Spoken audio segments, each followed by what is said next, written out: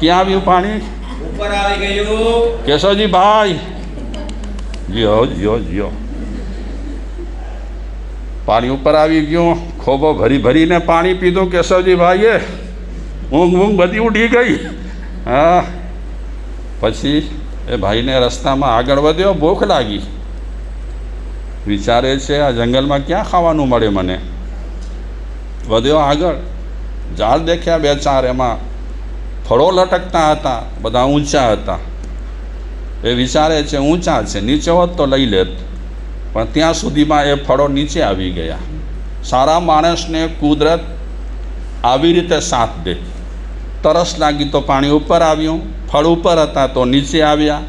થોડા દિવસ પછી એ જંગલમાંથી એક બદમાશ માણસ પસાર થતો હતો, જે ઈમાન પ્રમાણિકતા વગરનો માણસ હતો.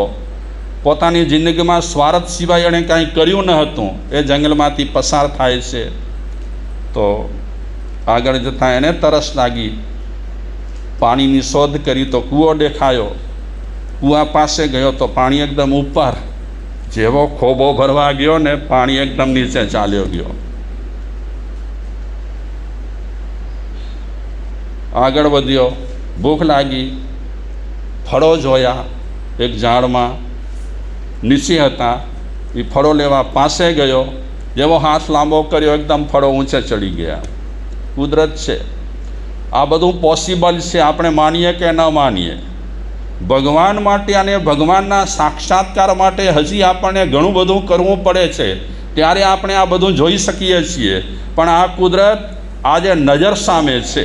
સારું પણ કરી શકે છે અને એકદમ ખતરનાક પણ કરી શકે છે. તો આ કુદરત છે.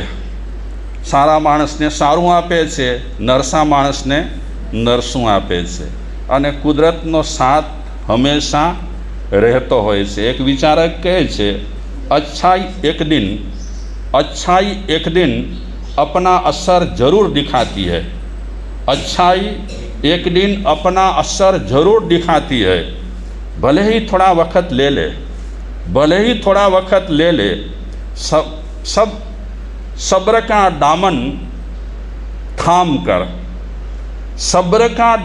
थाम कर रखे. वक्त आपका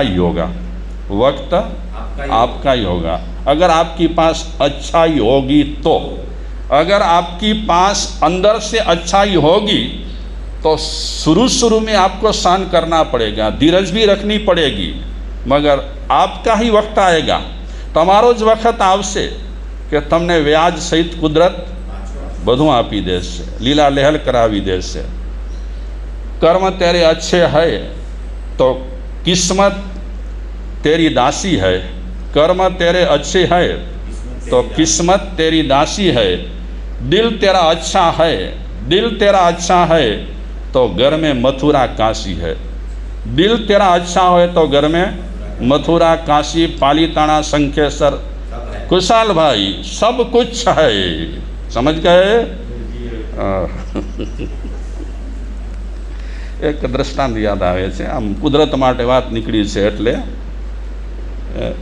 એક કુટુંબ હતું, જેમાં 3 ભાઈ ને બાપ, 4 જણા હતા પરિવારમાં. એમના 3 ખેતર હતા. એક ખેતરમાં મોટો દીકરો અને બાપ કામ કરતા, ખેતીવાડી કરે ને ગુજરાન ચાલે. બીજો જે છોકરો હતો એ જોબ કરતો. ત્રીજો જે દીકરો હતો એને ખૂબ ભણાવ્યો અને પ્રોફેસર થયો. એના લગ્ન થઈ ગયા અને ધર્મપત્ની પણ એને પ્રોફેસર મળી. બંનેના જોબ સારા, પૈસા સારા મળે છે. સમય જતાં એના પિતાજી વિચારે છે કે મારી ઉંમર થઈ તો જરા છોકરાઓને આપી દઉં એટલે લડે નહીં ભવિષ્યમાં. એટલે ત્રણેયને બોલાવ્યા અને વાત કરી કે 3 ખેતર છે, મારે હવે ફેંસલો કરી નાખવો છે. તો પ્રોફેસરે કીધું કે બાપુજી હું કહી દઉં? કે તું કહેવા દો નહીં, કે જે ખેતરમાં તમે અત્યારે ખેતી કરો છો મારા મોટા ભાઈ સાથે, એ ખેતર તમારો. એ ખેતર છે ને નદી કિનારે હતો અને પેદાશ જરા સારી થતી હતી. બીજા ખેતરમાં ખેતર નદી કિનારે ન હતો, પણ એ ખેતરમાં કૂવો હતો, પાણી સારું હતું. તો બીજો ભાઈ છે એ કામ કરતો, જોબ કરતો આ ખેતરમાં જ, એનું જ ખેતર હતું, પાણી કૂવામાંથી મળે અને પેદાશ સારી થતી.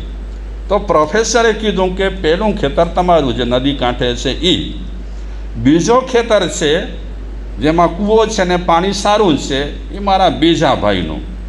અને જે ખેતર નદી કાંઠે પણ નથી અને જે ખેતરમાં કૂવો પણ નથી, કેવલ વરસાદ વરસે છે ત્યારે ખેતી થાય છે, એ ખેતર મારો, કારણ કે મને વધારે પૈસાની જરૂર નથી. હું પ્રોફેસર છું, મારી પત્ની પ્રોફેસર છે, સારી ઇન્કમ છે. તો એના બાપુજીએ કીધું કે એ મને મંજૂર નથી, ફેંસલો તો સરખો હોવો જોઈએ. તો પ્રોફેસરે કીધું કે તમે તમારી રીતે કરો, જે કરવો હોય તે. તો એના બાપુજીએ કીધું કે ચિઠ્ઠીઓ કાઢીએ આપણે, જેમાં જે ચિઠ્ઠી આવે જેની એનો એ ખેતર. કે ભલે, ઓકે. તો ચિઠ્ઠી બનાવી ત્રણેયના નામની, ખીસીભાઈ, મોણસીભાઈ અને કાનજીભાઈ. આ ખેતર ફલાણો ખેતર, ઢીકડો ખેતર. આવી ચિઠ્ઠી બનાવીને ડબલામાં નાખી દીધી. આ ડબલો છે ને અહીંયા ખીચામાં પડ્યો છે, એમાં નાખી દીધી. પછી કે ઉપાડો. તો પહેલી ચિઠ્ઠી ઉપડી. એમાં રીતસરનો નદી કાંઠે જે ખેતર હતો એ મોટા ભાઈને જ મળ્યો, ફેંસલો થઈ ગયો. પછી બીજી ચિઠ્ઠી કાઢી તો કૂવાવાળો જે ખેતર હતો એ બીજાને જ મળ્યો. પ્રોફેસરને જે ખેતર જોઈતો હતો એને વધારે તમન્ના ન હતી, તો અપિત કહેવાય ને, એ ખેતર આ પ્રોફેસરને મળ્યો. જોઈ લો કુદરત શું કરે છે. માણસ સારો હોય તો કુદરત બધું સારું કરે. અને આપણે ઘણી વખત બોલીએ છીએ ભોળાનો ભગવાન. ભોળો એટલે ઈમાનદાર. ભોળાનો કોણ હોય? ભગવાન હોય. અને ભગવાનને હંમેશા ભોળ પણ ગમે. ભગવાનને હોશિયારી નથી ગમતી. આપણે વિધિ ક્રિયામાં બહુ હોશિયારી કરવા જઈએ ને તો ભગવાન કહે છે એ નહીં ખપે મને. મને તો શું ખપે? મને શું ખપે કુશાલભાઈ? ભગવાન શું કહે છે? મને ખપે ભોળા લોકો. અને ભોળા પર ભગવાન જલ્દી રીઝે.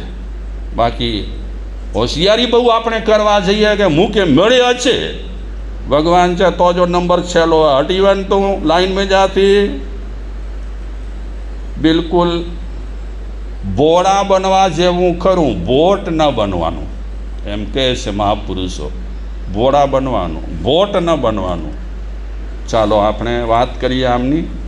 પ્રોફેસરને ખેતર મળ્યો, નદી કાંઠે નથી ને ખેતરમાં કૂવો પણ નથી. પણ જોઈ લો કુદરત શું કરે છે.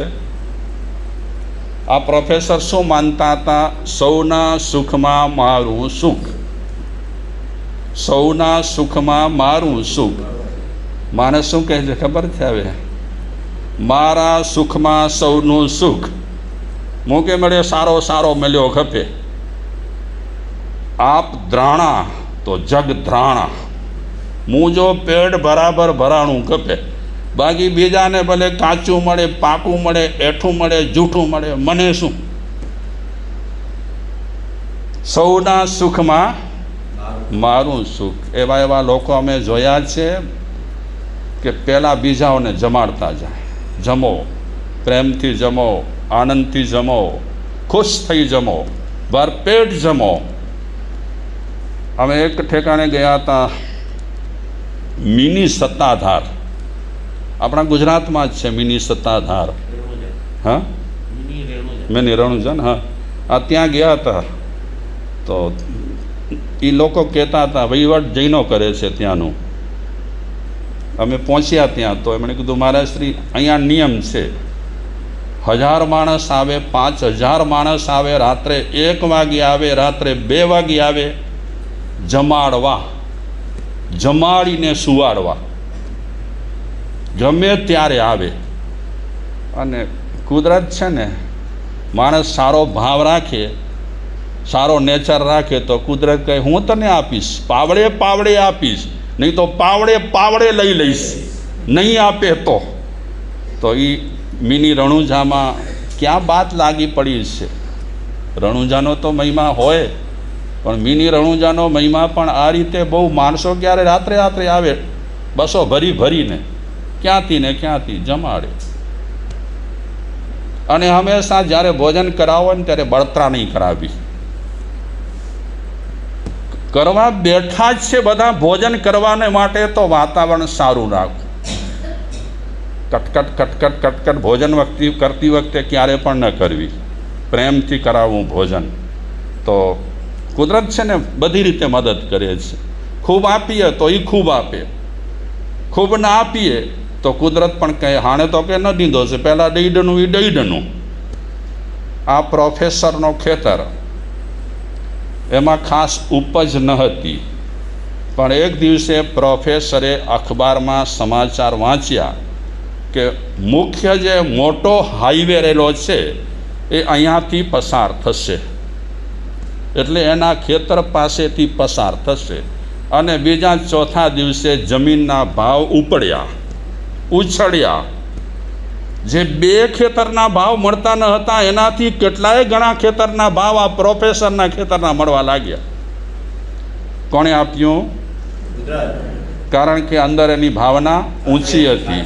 હું લઈ લઉં એવી ભાવના ન હતી. એટલે કુદરત કહે લે આ તારું, તને નથી કપતું એટલે હું આપીશ.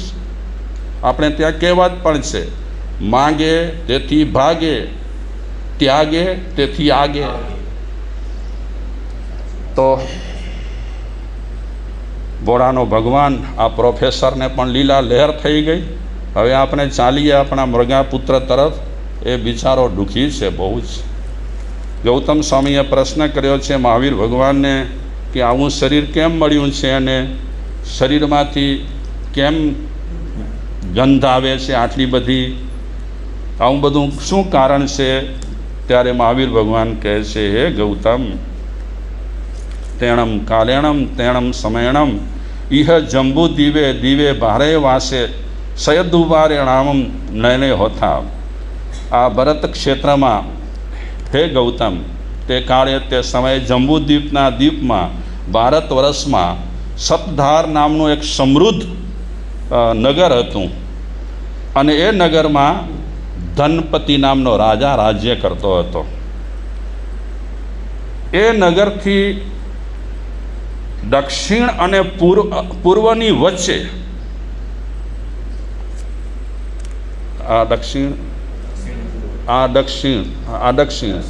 પૂર્વ એની વચ્ચે અગ્નિખૂણામાં એક ગામ હતું જેને આગમોમાં ખેટ કહે.